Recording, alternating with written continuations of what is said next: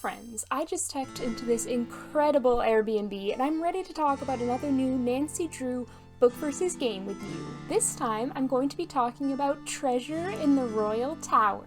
If you're new here, in this series I summarize the books the Nancy Drew games were inspired by and compare and contrast them. Think of this as a Spark Notes for the Nancy Drew books. If you want to see more Nancy Drew book versus game videos, remember to subscribe, and if you enjoy this video, please like and comment. Before we go any further, be warned, I will be giving spoilers for both the book and the game of Treasure in the Royal Tower in this video. As is tradition, first we judge the book by its cover. It's not too spicy, just Nancy, George, and Bess wearing some iconic 90s outfits. Nancy is wearing her iconic mom jeans, so we already have a similarity to the game. The tagline on the front says, "A 200-year-old mystery puts Nancy in immediate peril." I'm not sure what other kind of peril there is. Leisurely peril. Procrastinating peril. Peril that is time for an afternoon nap. Anyway, on the back there's a different tagline. Nancy faces a bitter foe in pursuit of a venomous villain. Are the bitter foe and the venomous villain the same person? I've read the book and I don't even know. A winter vacation in Wisconsin promises plenty of skiing, skating, and snowmobiling. But soon after their arrival at the Butter Ridge Ski Resort, Nancy, Bess, and George find that a different kind of sport comes first. And it's an exercise in fear! Who writes these? I love them. Wickford Castle, the main lodge, is full of spine-tingling surprises and strange secrets. Originally from France and rebuilt in Wisconsin, the castle holds a mystery over 2 centuries old. Rumor of a hidden treasure. Seeking the haunting truth, Nancy is drawn into a maze of concealed corridors, dead-end doorways, and shadowy staircases. She quickly learns that whether or not the treasure exists, the dangers are definitely real. And immediate, we can assume. Time to enter this royal tower and hopefully find some treasure. Dear George, so much from my Wisconsin ski vacation. I arrived here at Wickford Castle last night, just before a blizzard swept in. The story opens with Nancy, Bess, and George arriving at Wickford Castle, a ski resort in Wisconsin. Bess says, "I'll bet it won't take Nancy long to find a mystery to solve here." "No way," Nancy said. "This vacation is strictly for play." "Sure, Nancy," said Bess. "I think I've heard that one before." "So have I, Bess. Multiple times." I should be excited, but for some reason I feel on edge, like something's out of whack. Maybe it's because I haven't been on vacation for so long that I've forgotten how to relax. Current assignment. What assignment? Bess and I are flying to New Orleans for a long weekend of fabulous music, sightseeing, and food. After a string of tough mysteries, I've decided it's time to take a break to do a little sightseeing. Ah, Nancy, you naive little waffle. The book very quickly introduces us to all the characters. In the game, the castle's owner, Christy Lane, is away on business, but she's present in the book, along with her husband, Mark. I'm kind of obsessed with her interactive's choice to just figuratively kill off Christy's husband. The owner, Christy Lane, my father's friend, is away on business. The Lanes also have a big sheepdog named Gus, immediately giving the book an edge over the game. Christy is manning the reception desk, but don't fret, Dexter Egan stands, he's here too, acting as head caretaker. And Lisa Ostrom is exactly how she is in the game, sitting by the fire, reading a magazine. Professor Hotchkiss is also in the book. However, please pause this video and sit down if you're not already, because this next revelation will shock you. Professor Hotchkiss is a man. Her interactive are feminist icons for giving us Beatrice Gertrude Winifred Hotchkiss because the professor in the book gives us nothing, subtracts the brownie points earned from having a dog. Both versions of Professor Hotchkiss are used as vehicles for delivering historical information which gives context to the mystery. The difference between them is that while Book Hotchkiss is a stereotypical, dusty male academic, Game Hotchkiss actually has a distinct, unique personality. Just call Book Hotchkiss Deb, because he's a dry-ass professor. What am I saying? Book and Game Hotchkiss do have one thing in common. They are both massive simps for Marie Antoinette. Ah, and there's Marie. I feel so close to her, just being here. Also staying at the castle are two couples from Milwaukee, who Her Interactive obviously decided weren't important. You know what? They were right. After meeting everyone, Nancy and George explore. Like in the game, the castle has a lot of dead ends and even a stairway that goes nowhere. Mark Lane explains that the original owner, Ezra Wickford, was terrified of robbery. His mansion in Chicago had been burglarized a couple of times, so he built these dead-end passages to confuse intruders. He always said he thought dead ends were funny. Ha ha. But the truth was, he was worried sick about being robbed. We also learn that Ezra Wickford imported a tower from a French chateau, thought to be Marie Antoinette's private tower.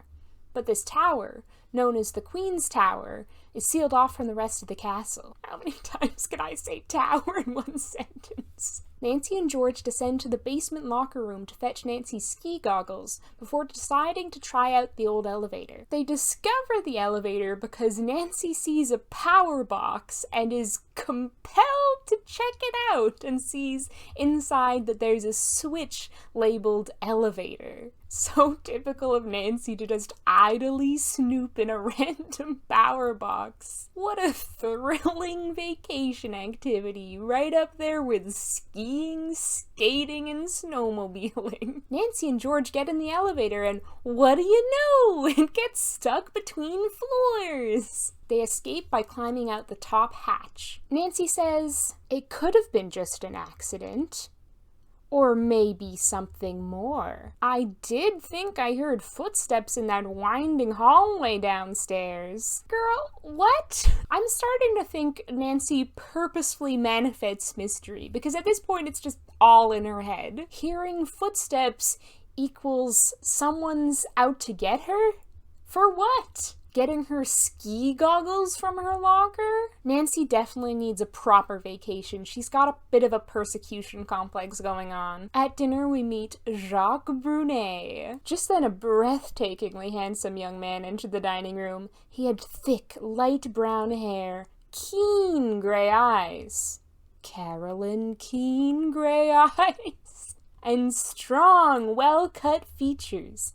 His bright charcoal and red Norwegian sweater emphasized his broad shoulders. What's French for hubba hubba? Uba uba. After the meal, Christy and Mark show their guests the library, which was also imported from the French chateau. But there's a slight problem. What do you know? The library's been vandalized. Naturally, as soon as Nancy arrives, a mystery appears. She's definitely manifesting this somehow. Nancy approaches Mark and Christy and offers her detective services. They tell her that the library vandalism isn't the only weird thing that's occurred recently. There's been some strange thudding sounds coming from the upper floors, but never anything in the attic when they go investigate. If guests start hearing them, it could put Wickford Castle right out of business. Huh? If our guests hear a single noise, our hotel is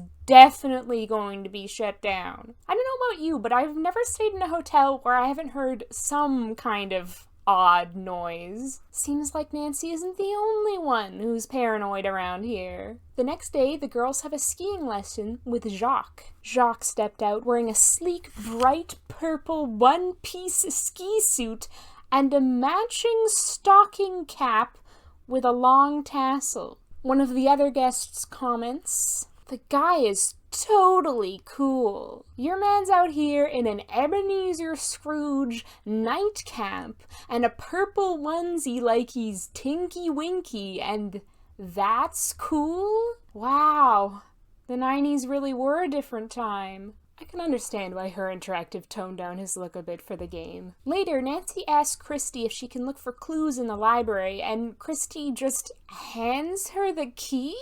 So she doesn't have to risk her life climbing out of an elevator hatch and crawling through a vent system every time she wants to visit the library? Book Nancy doesn't know just how good she's got it. While she, Bess, and George are in the library investigating, they realize that there's someone else hiding in the room. The girls pretend to leave the library, then conceal themselves to find the identity of the spy. Well, well, well, look who returned to the scene of the crime. It's Dexter Egan. What do you know? That night, someone locks Lisa into a closet, but fortunately, Dexter is able to free her. While out skiing the next day, Nancy spies a mysterious figure in a black snowsuit, tugging on something on the outer wall of the Queen's Tower. Before she can ascertain what they're doing, the figure speeds off in a snowmobile, running Nancy over in the process. They drop an antique key during their escape. Bess and George get Nancy inside, and Bess goes to find a doctor because Nancy's leg was injured during the altercation. The doctor tells Nancy that she should avoid walking on her leg, but no one tells Nancy Drew what to do, so she's immediately up and investigating. She finds out that the key the snowmobiler dropped fits the door to the room that Lisa was locked in. And that night, when they hear more thudding noises, Nancy joins Bess and George in looking for an entrance to the Queen's Tower. Nancy theorizes that the entrance is in the basement. Why the basement? Feminine intuition, I guess? Down there they find one of the castle's many dead-end corridors, and Nancy shines her penlight over the wall. Do you think there's a door there? George asked. Let's hope, Nancy said, approaching the wall. Her light soon picked out a small S-shaped door handle. Wouldn't you know? It's locked, she reported. It's locked. She rattled the knob and then took her lock-picking kit from her pocket. Imagine if every time Nancy said, "It's locked," in the game, she would then immediately whip out her lock-picking kit. Life-changing. Nancy successfully unlocks the door. The inside of the Queen's Tower, Nancy said excitedly. We found it! This door has been sealed for decades, and a teenage girl with just determination and a lock-picking kit gets inside within 10 minutes. Like it takes Nancy less than 2 pages to get inside the tower. You spend 3/4 of the game trying to get inside that damn tower. I'm glad you have to put a bit more effort into getting into the tower in the game, as the payoff is just that much more exciting and satisfying. As you've probably noticed, there are no medallions in the book, and the process of getting in the tower is a whole lot simpler. Which makes sense. It's a puzzle game. It has to have puzzles. Despite Nancy's injured leg, the 3 girls climb the tower, the thudding noises getting louder as they ascend, until they see a man crouched close to the wall, glaring at them, a hammer clutched menacingly in one hand. It was Jacques Brunet. What do you know? Nancy asks him what he's doing. That's none of your business, Jacques spat out defiantly in his thick French accent. Nancy then threatens him with criminal charges. Nancy Drew does not fuck around. Jacques' muscular body seemed to sag. He plopped down on a small stool next to his tools and buried his handsome face in his hands. I am obsessed with the way Ms. Keene describes Jacques. I had better tell you the whole story. Jacques began sexily, lifting his seductive head sensually, with a French-accented sigh. Just kidding, I wrote that bit.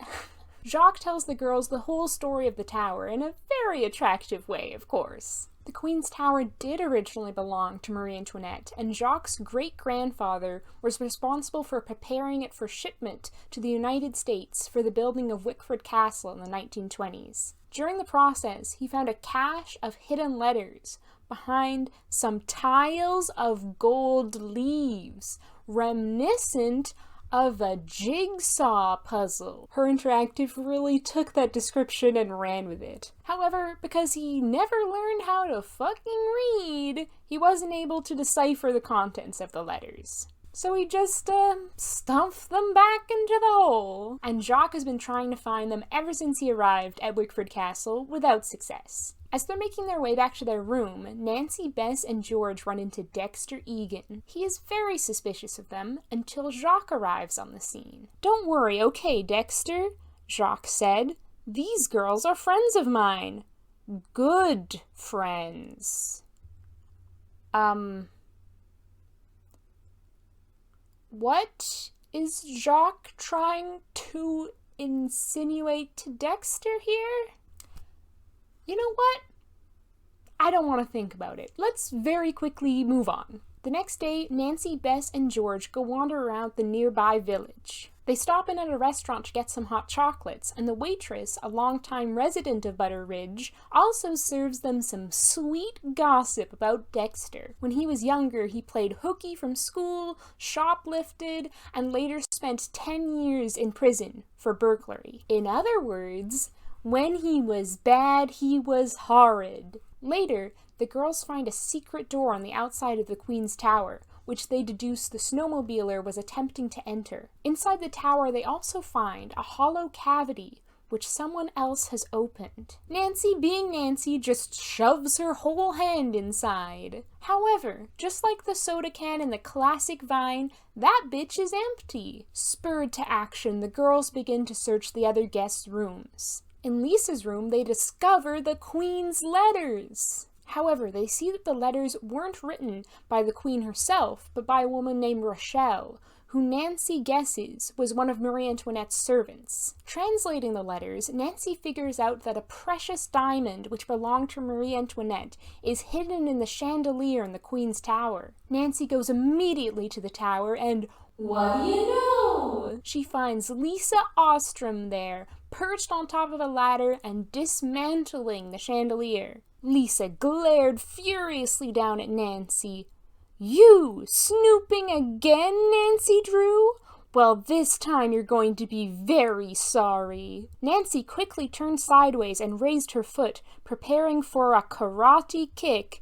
"Better watch it, Lisa," she warned. "You may think you're the only one who knows karate, Nancy," Lisa sneered. "But trust me, you're not." She crouched expertly in a karate stance. So karate was popular in the 90s, huh? Suddenly Lisa moved forward, letting out a loud karate yell. In the midst of this intense karate duel, Nancy confronts Lisa. In the book, Lisa mistranslated "la diamant dans le lustre de la chambre d'or" as "the diamond is inside the library wall," which is slightly less embarrassing than thinking that journal means library. Just a little translation mix-up. When I read the message from Hotchkiss's medallion, I thought it meant Diamond of Misery in the library. Whoops.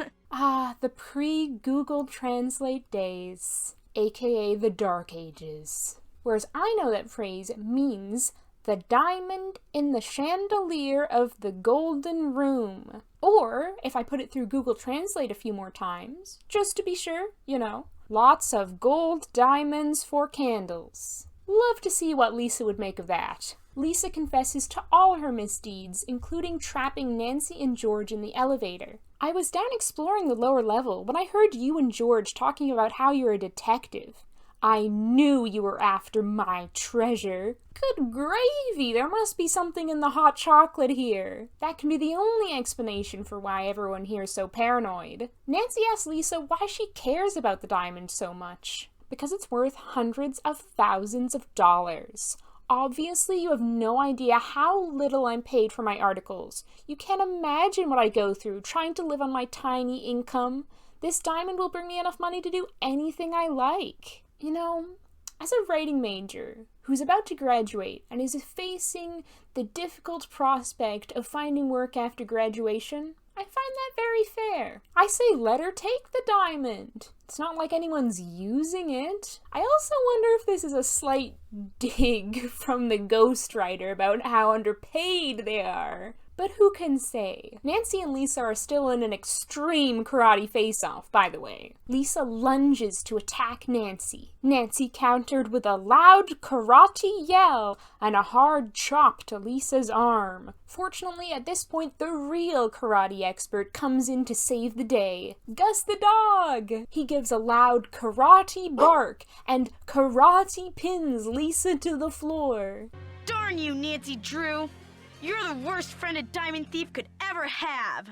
Later, Nancy explains Lisa's plans to everyone. She says that Lisa locked herself into the room earlier in the story to take suspicion off herself.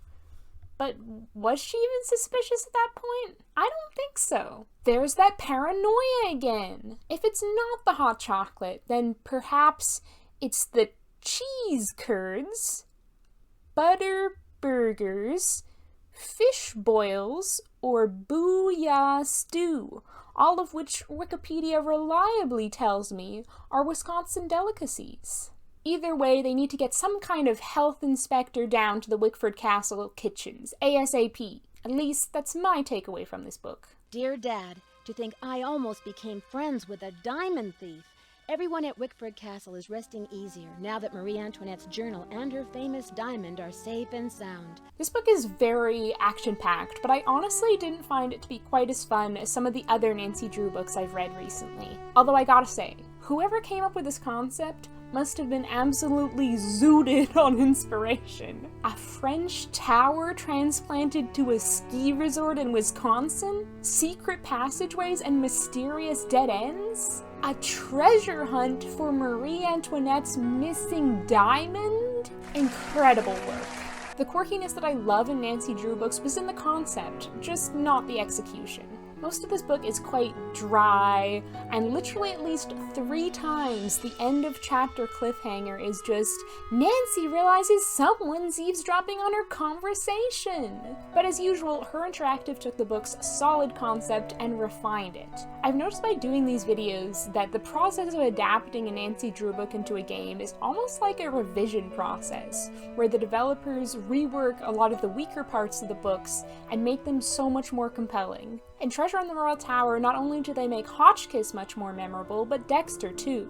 You may have noticed that Dexter's past with Ezra Wickford wasn't part of this book.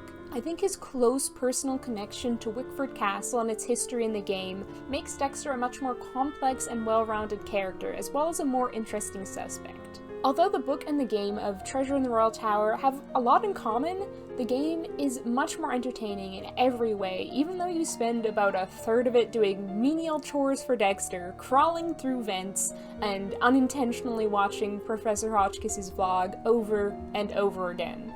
Testing. Can anyone hear me? Hotchkiss to Earth. Come in, Earth. Oh, okay. I think we're rolling. Not even Gus the dog can give the book the edge. Some anonymous and probably underpaid ghostwriter at Simon & Schuster might have created this story, but Her Interactive put heart and soul into it. That may sound cheesy, but go play Treasure in the Royal Tower and tell me that it isn't true. All this talking has made me pretty hungry. I think I'm gonna order some room service. This place has an incredible offer for all-you-can-eat fried chicken drumsticks for only $10.